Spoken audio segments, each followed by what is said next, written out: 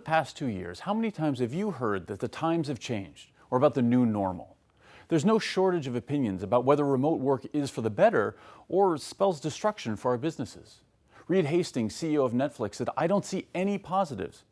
Whereas Suresh Kumar, CTO of Walmart, said, "We haven't just coped, we've actually thrived." But what does the research say? How can we know, not just think, that hybrid working actually works? There's so many questions.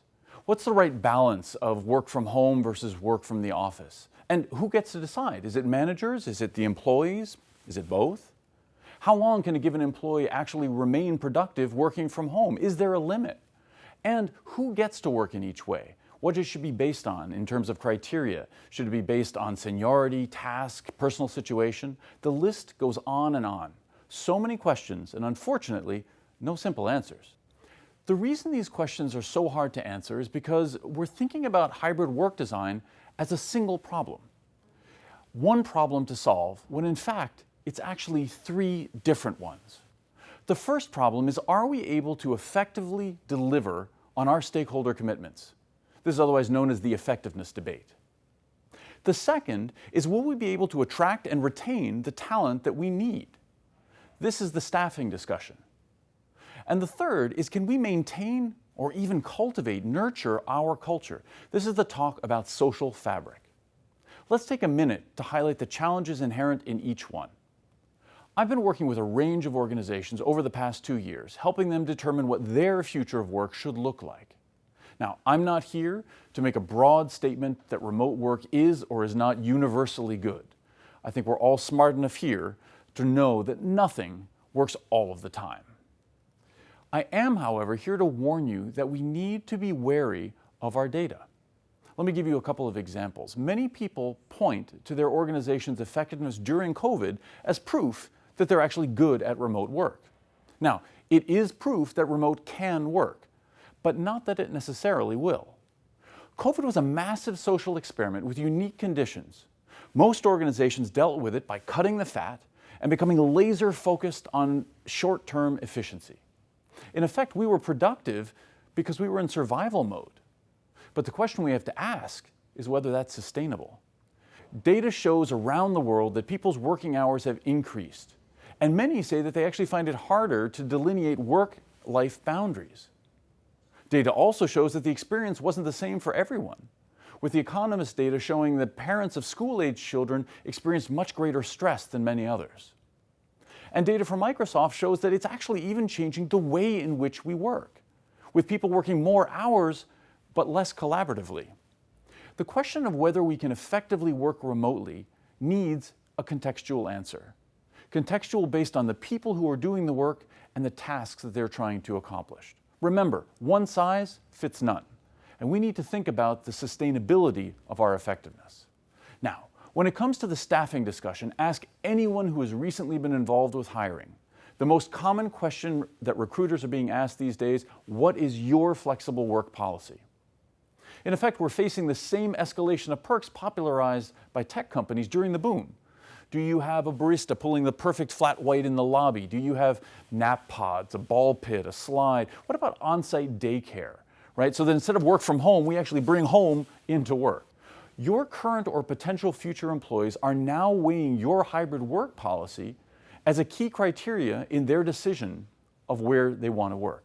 And that is the crux of this staffing challenge. What you need to recognize is that the comparison isn't actually between work from home and office work.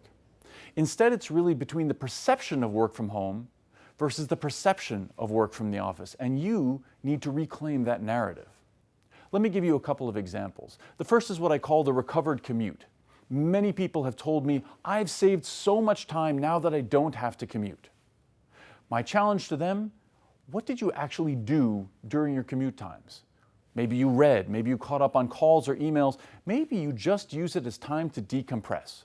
Personally, I used to get an hour to shake off a particularly rough, annoying, frustrating day before I got home.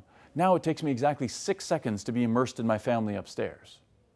Another example, the after-meeting post-mortem debrief over a coffee. Right? We use that to do some relationship repair, maybe to do some collective sense-making. The most important thing to recognize here is that what matters most is the experience, not just what the policy is.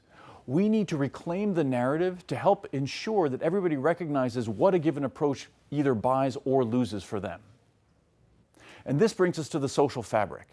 Think about what happened when you joined your organization. You probably went to orientation. Maybe you looked around, you talked to some people, you observed, and you learned what it's like to work here. I recently talked to an organization that had a full quarter of their workforce that had joined since COVID and therefore had never stepped foot in the building. Why does that matter?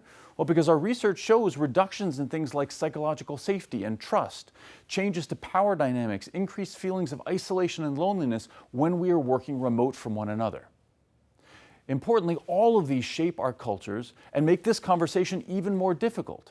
And on top of that, social systems are dynamic, emerging, evolving human systems.